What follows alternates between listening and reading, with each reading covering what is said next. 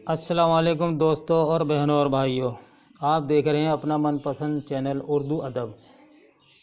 اردو ادب آپ کے لیے ہے اور ہر ویڈیو آپ کے لیے ہے۔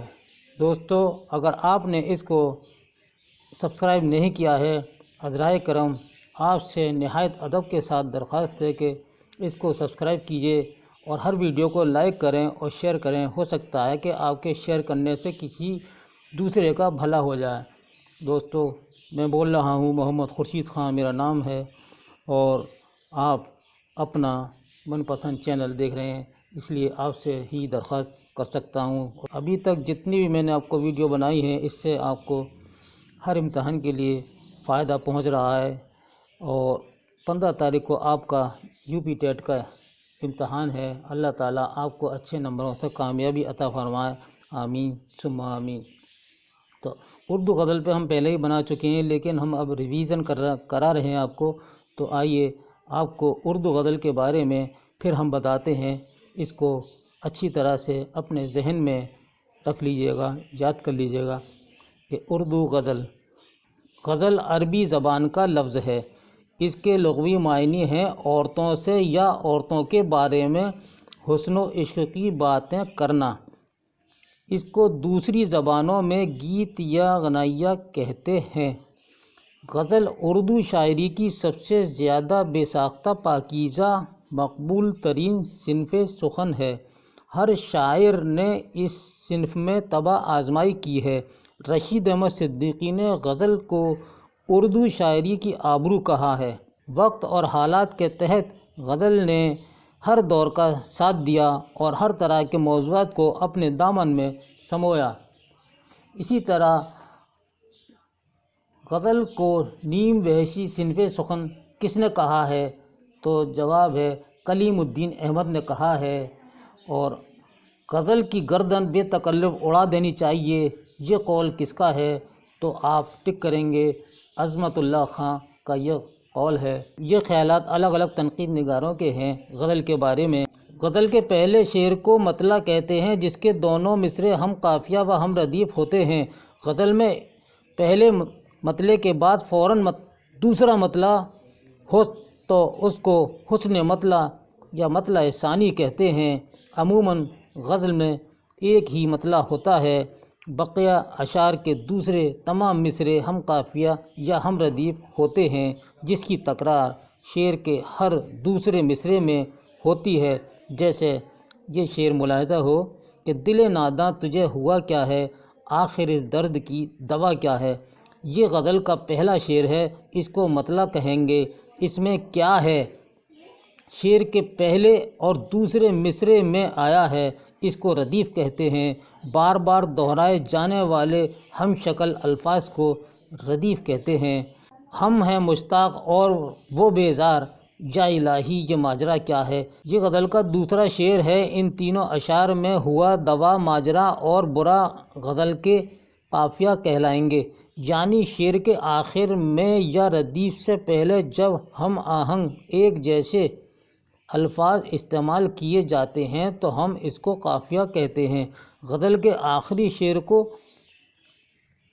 مقطع کہتے ہیں، جس میں شاعر اپنا چھوٹا نام یعنی تخلص موضوع کرتا ہے۔ جیسے اب اسی غزل کا یہ آخری شعر سنیے، اس میں ہی شاعر اپنا چھوٹا نام رکھتا ہے، جس کو ہم تخلص کہتے ہیں کہ میں نے مانا کہ کچھ نہیں غالب، مفت ہاتھ آئے تو برا کیا ہے۔ تو اس میں غالب جو نام آیا ہے یہ تخلص ہے اور یہ مقطع ہے۔ دوستو، اس شعر میں غالب تخلص استعمال ہوا ہے، اس کو مقطع کہیں گے۔ یاد رکھنے والی بات ہے، غزل میں عام طور پر قافیہ اور ردیف دونوں استعمال کیے جاتے ہیں، لیکن بعض غزل میں صرف قافیے کا ہی استعمال ہوتا ہے۔ ایسی غزلوں کو غیر مردف غزل کہتے ہیں۔ غزل میں اشعار کی کوئی قید نہیں، 6 اشعار کی بھی غزل ہو سکتی ہے، 10 اشعار کی بھی غزل ہو سکتی ہے، اور اس سے زیادہ اشعار بھی غزل میں ہوتے ہیں۔ اب غزل کے اجزائے ترکیبی کیا ہیں، یہ آپ ذہن میں رکھیں کہ غزل کے کیا کیا اجزائے ہیں۔ تو سب سے پہلے ہے مصرع۔ مصرعے کے لغوی معنی ہیں دروازے کے ایک کواڑ کے، دروازے کے دو کواڑ ہوتے ہیں، اس کا جو ایک پلہ ہوتا ہے، اس کے لغوی معنی یہ ہیں کہ دروازے کے ایک کواڑ کے جس طرح دو کواڑ ایک دروازے کو بند کر لیتے ہیں، اسی طرح دو مصرعوں سے ایک شعر مکمل ہوتا ہے۔ تو پہلے مصرعے کو ہم کیا کہیں گے؟ مصرع اولیٰ کہتے ہیں، دوسرے مصرعے کو مصرع ثانی کہتے ہیں۔ یہ یاد رکھیے گا، یہ اجزائے ترکیبی ہیں۔ تو دونوں مصرعوں کا آپس میں ہم وزن اور ایک بحر میں ہونا بہت ہی ضروری ہے۔ جیسے دل ناداں تجھے ہوا کیا ہے، یہ شعر کی پہلی لائن ہے، یعنی مصرع ہے، پہلا شعر کا پہلا مصرع ہے، یعنی پہلی لائن ہے، لہٰذا اس کو مصرع اولیٰ کہیں گے۔ آخر اس درد کی دوا کیا ہے، یہ شعر کا دوسرا مصرع ہے، لہٰذا اس کو مصرع ثانی کہا جائے گا۔ تو دوستو، شعر اور مصرع اولیٰ اور مصرع ثانی کے بارے میں آپ سمجھ گئے کہ مصرع اولیٰ پہلا مصرع ہوگا اور مصرع ثانی جو ہوگا تو اس کا دوسرا مصرع ہوگا۔ اب آئیے شعر، دو مصرعوں سے ایک شعر مکمل ہوتا ہے۔ بات آ گئی وہیں کہ دو مصرعوں سے ایک شعر مکمل ہوتا ہے، اس کو بیت بھی کہتے ہیں۔ بیت یعنی کہ کسی کو ہم یعنی مرید اگر ہو رہے ہیں تو اس سے جو ہم مصافحہ کر رہے ہیں اور اس سے دونوں ہاتھ ملا رہے ہیں تو بیت ہو گئی ہماری، کہ ہم نے آپ سے بیت کر لی اور ہم آپ کے مرید ہو گئے۔ تو یہ بیت، اس کا یہ مطلب ہے۔ ہر شعر کو اپنے اندر پورا مفہوم لیے ہونا چاہیے، دونوں مصرعوں کا طرز اور آہنگ یکساں ہونا ضروری ہے، دونوں مصرعے ایک دوسرے کے لیے لازم و ملزوم ہونے چاہیے۔ شعر کے معنی، شعر کے معنی جاننا یا واقفیت رکھنے کے ہیں۔ شعر کے کیا معنی ہے؟ جاننا یا واقفیت رکھنا، اس کے یہ معنی ہیں۔ لفظ شعر جو ہے شعور سے بنا ہے۔ تو اگر سوال آ جائے کہ لفظ جو شعر جو تو کس سے بنا ہے، تو آپ جواب دیں گے شعور سے بنا ہے۔ شعور کا اس میں کالم ضرور دیں گے، چاروں میں سے ایک آپشن دیں گے شعور۔ لفظ جو شعر ہے کس سے بنا ہے؟ شعور، تو شعور کو ٹک کریں گے۔ شعر میں ترنم یا موسیقیت نہ ہو تو شعر کہلانے کا مستحق نہیں ہے۔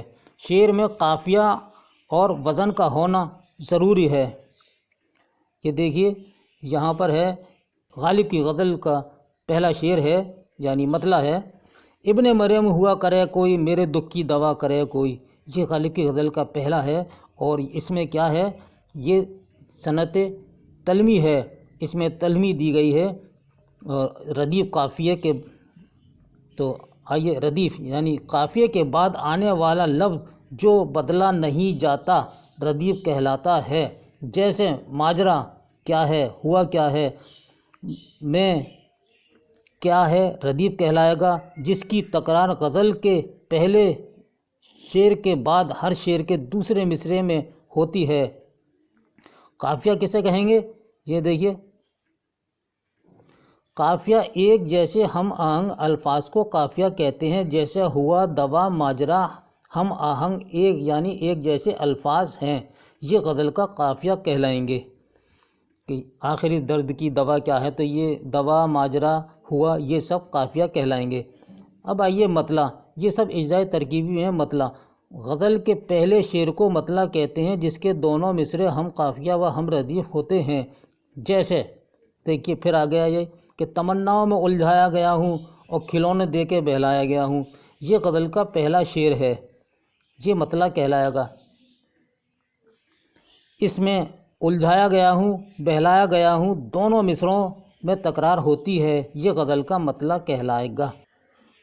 اب آئیے حسن مطلع یا مطلع ثانی، یعنی ایک مطلع کے بعد جو دوسرا فوراً مطلع آ جاتا ہے تو اسے حسن مطلع کہتے ہیں یا مطلع ثانی کہتے ہیں۔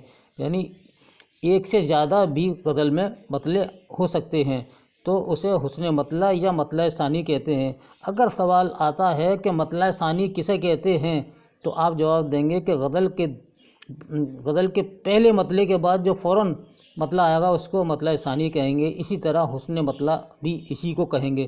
تو حسن مطلع یا مطلع ثانی کیا ہے کہ غزل میں پہلے مطلع کے فوراً بعد دوسرا مطلع ہو تو اس کو حسن مطلع یا مطلع ثانی کہتے ہیں۔ عموماً غزل میں ایک ہی مطلع ہوتا ہے۔ آئیے اب ہم نے کچھ اشعار جو دوسرے شاعروں کے منتخب کیے ہیں۔ ڈھونڈو گے اگر ملکوں ملنے کے نہیں نایاب ہیں ہم، تعبیر ہے جس کی حسرت و غم، اے ہم نفسو وہ خواب ہیں ہم۔ یہ شاد عظیم آبادی کی غزل کا پہلا مطلع ہے۔ اسی طرح فانی کی ہے کہ دنیا میری بلا جانے مہنگی ہے یا سستی ہے، موت ملے تو مفت نہ لوں، ہستی کی کیا ہستی ہے۔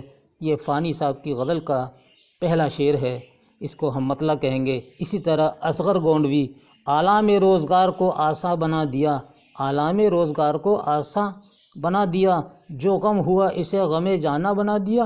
عالم روزگار اس کا کیا مطلب ہے؟ دنیا کے غم، یعنی دنیا کے غم کو اے میرے مالک تو نے بالکل آسان بنا دیا، میرے محبوب تو نے بالکل اس کو آسان کر دیا، اور جو غم ہوا اسے غم جانا بنا دیا۔ غم جانا کا مطلب ہے محبوب کا غم، اس کے یہ معنی ہوئے۔ تو یہ اصغر گونڈوی کی غزل کا پہلا شعر ہے۔ جگانا چنگیزی کا یہ غزل کا پہلا شعر دیکھیے، ادب نے دل کے تقاضے اٹھائے ہیں کیا کیا، ادب نے دل کے تقاضے اٹھائے ہیں کیا کیا، ہوس نے شوق کے پہلو دبائے ہیں کیا کیا۔ یہ ان کی غزل کا پہلا شعر ہے، اسے بھی ہم مطلع کہیں گے۔ اب آئیے خواجہ حیدر علی آتش کی غزل کا یہ شعر دیکھیے، یہ آرزو تھی تجھے گل کے روبرو کرتے، یہ آرزو تھی تجھے گل کے روبرو کرتے، ہم اور بلبلے بیتاب گفتگو کرتے۔ بہت عمدہ شعر ہے۔ اب آئیے علامہ اقبال صاحب کا۔ اقبال صاحب نے تو بہت ساری نظمیں لکھی ہیں اور نظم کو شاعر ہیں، لیکن نظموں میں بھی انہوں نے اپنا کمال کم نہیں رکھا۔ تو ان کا یہ غزل کا مطلع ہے کہ ستاروں سے آگے جہاں اور بھی ہیں، ستاروں سے آگے جہاں اور بھی ہیں، ابھی عشق کے امتحاں اور بھی ہیں۔ کتنا خوبصورت آپ نے یہ غزل کا مطلع کہا ہے۔ اب آئیے مومن صاحب کا ہے کہ ٹھانی تھی دل میں اب نہ ملیں گے کسی سے ہم، ٹھانی تھی دل میں اب نہ ملیں گے کسی سے ہم، پر کیا کریں کہ ہو گئے ناچار جی سے ہم۔ اسی طرح میر تقی میر کا ہے، الٹی ہو گئیں سب تدبیریں کچھ نہ دوا نے کام کیا، الٹی ہو گئیں سب تدبیریں کچھ نہ دوا نے کام کیا، دیکھا اس بیماری دل نے کیسا آخر کام تمام کیا۔ تو دوستو یہ اشعار یاد رکھیے گا، اگر یہ اشعار آ جاتے ہیں، یہ شعر کوئی بھی ساوی آ جاتا ہے تو آپ کو یاد ہو گئے ہوں گے، اور نہیں ہوئے تو ان کو یاد کر لیجیے گا۔ اور اسی کے ساتھ ہی اپنے دوست محمد خورشید خان کو اگلے ویڈیو تک کے لیے اجازت دیجیے گا۔ ہو سکتا ہے کہ ایک آدھ ویڈیو آپ کے لیے اور ہم لے کر آئیں، اور اگر کسی بات کی کمی رہ گئی ہے تو وہ آپ ہمیں بتائیں تو ہم اس پر ویڈیو بنا دیں گے۔ لیکن میں نے اب تک ٹیٹ کا اور جتنے بھی امتحانات ہیں ان کا سب کا سلیبس میں نے کمپلیٹ کرا دیا ہے، اور اس کے بعد پھر ہم نیٹ کا شروع کریں گے۔ اللہ حافظ۔